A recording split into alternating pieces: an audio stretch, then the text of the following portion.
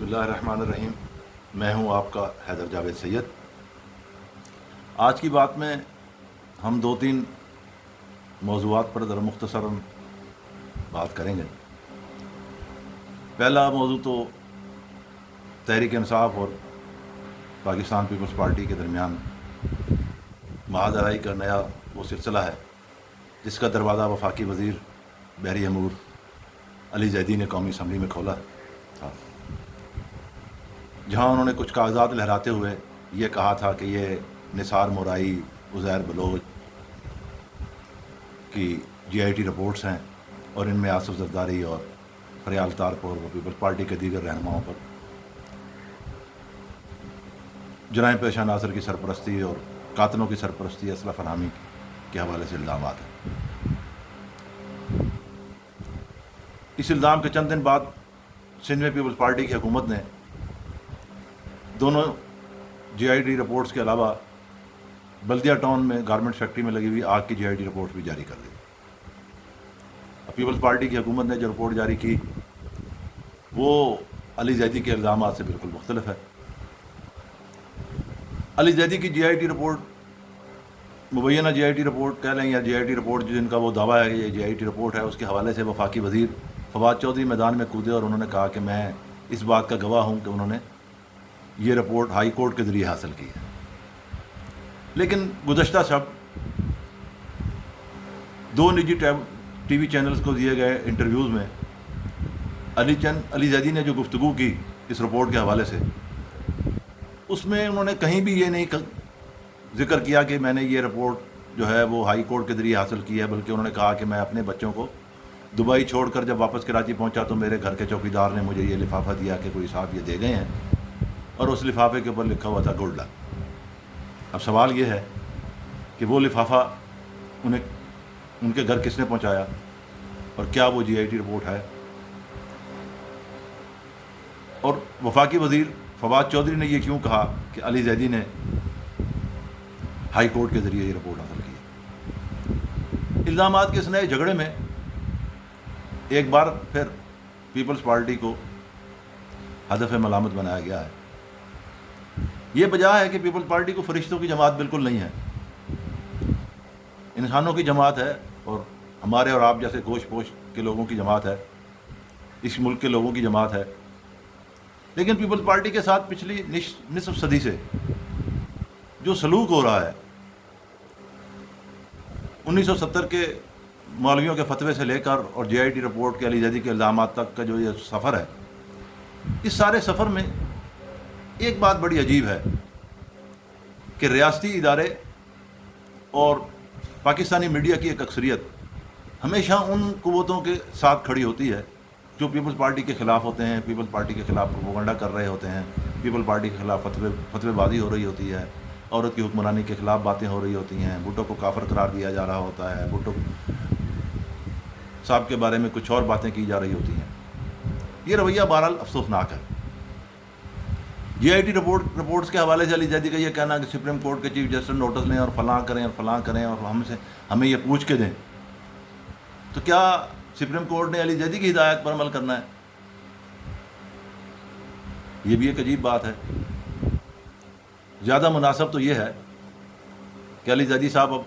جس رپورٹ کو درست ہونے کا دعویٰ کر رہے ہیں وہ لے کے کورٹ چلے جائیں، سندھ ہائی کورٹ کا رخ کر لیں یا جس بھی کورٹ پر ان کو اعتماد ہو، جس بھی چیف جسٹس پر ان کو اعتماد ہو، کیونکہ آج کل اعتماد والے چیف جسٹس کا دستیاب ہونا بہت ضروری ہوتا ہے. تو وہ وہاں چلے جائیں اور جا کے اپنی درخواست دے دیں. دوسری اہم بات، چند دن پہلے 5 جولائی کو ایک منظم انداز میں جنرل ضیاء اللہ کے مارشل لا کے حق اور بھٹو صاحب کے خلاف مضامین کی اشاعت کروائی گئی. 2 ریاستی محکمے کہہ لیں یا حکومتی محکمے کہہ لیں پیش تھے کچھ لوگوں سے رابطہ کرنے میں اور پھر اخبارات میں اپنے ذرائع کو ہدایت دینے میں کہ یہ مضامین ضرور چھاپے جائیں. جس طرح کے مضامین اس بار ذوالفقار علی بھٹو کے دور حکومت یا ان کی کردار کشی کے حوالے سے شائع کروائے گئے، عجیب اتفاق ہے کہ بھٹو صاحب کے بدترین دشمن شریف خاندان کے آخری دور میں آپ کہہ لیجئے، پہلے 2 ادوار میں تو خیر انہوں نے بھی بہت کیچڑ اچھالا ان کے حامیوں نے، لیکن آخری دور میں جو 2013 میں ختم ہوا، اس طرح کے مضامین شائع نہیں ہوئے تھے۔ ایسا لگتا ہے کہ پھر ایک منظم انداز میں پیپلز پارٹی کو دیوار سے لگانے کی حکمت عملی اپنا لی گئی ہے۔ اس حکمت عملی کی تصدیق این ڈی ایم میں کے فوجی سربراہ جنرل افضل کے اس بیان سے ہوتی ہے جس میں انہوں نے 18ویں ترمیم پر ارشادات فرمائے۔ اب سوال یہ ہے کہ کیا ایک محکمے کے 21ویں 22ویں گریڈ کے سرکاری افسر کو جسے اس نے اتفاق سے ایک سول محکمے کا سربراہ بھی بنا دیا گیا ہو، اسے یہ حق حاصل ہے کہ وہ دستوری اور سیاسی معاملات پر اظہار خیال کرے، یا یہ توہین آمیز جملے کہے کہ فیلڈ میں جو کام کر رہی ہے وہ فوج کر رہی ہے کیونکہ وہ تربیت یافتہ ہے؟ تو اس کا مطلب ہے کہ پولیس نے، ڈاکٹرز نے، دیگر طبی عملے نے یا سماجی تنظیموں نے کرونا وبا کے حوالے سے جو خدمات سر انجام دیں انسانی بنیادوں پر اپنے فرائض سمجھ کر انسانیت کی محبت میں، تو وہ سب خوں کھاتے میں گئی۔ تیسری اہم بات یہ ہے کہ پاکستان میں پچھلے 70 برسوں سے 72 برسوں سے منظم انداز میں پاک بھارت دشمنی کا چورن بیچا جاتا ہے۔ آپ روزانہ کے اخبارات کو اٹھا کر دیکھ لیں، کسی نہ ہر اخبار میں ایک آدھا مضمون جو ہے وہ پاک بھارت دشمنی کے حوالے سے ہوتا ہے۔ یہ وجہ ہے کہ بھارت نے ہمیں قبول نہیں کیا، لیکن سچ یہ ہے کہ ہم نے بھی بھارت کو قبول نہیں کیا۔ 2 سیاسی رویوں کی لڑائی 2 قوموں کے درمیان یا 2 مذاہب کے درمیان کی لڑائی بن گئی، لیکن یہ 2 مذاہب کی لڑائی بہت پہلے سے تھی۔ مختصراً یہ عرض کرنا چاہتا ہوں کہ ہمیں اپنے پڑوسیوں سے بہتر تعلقات کی طرف پیش رفت کرنی چاہیے۔ یہ جو ایک منظم انداز میں پاک بھارت تعلقات کے حوالے سے یا بھارت دشمنی کے حوالے سے مضامین لکھوائے جا رہے ہیں، ذرا اس امر کی بھی وضاحت کر دیں کہ پچھلے سال جب جنرل باجوہ صاحب اور وزیر اعظم عمران خان امریکہ کے دورے پر ایک ہی وقت میں گئے تھے تو وائٹ ہاؤس اور پینٹاگون میں کیا معاملات طے ہوئے تھے کہ اس کے بعد جو بھارت نے اقدامات کیے کشمیر کے حوالے سے،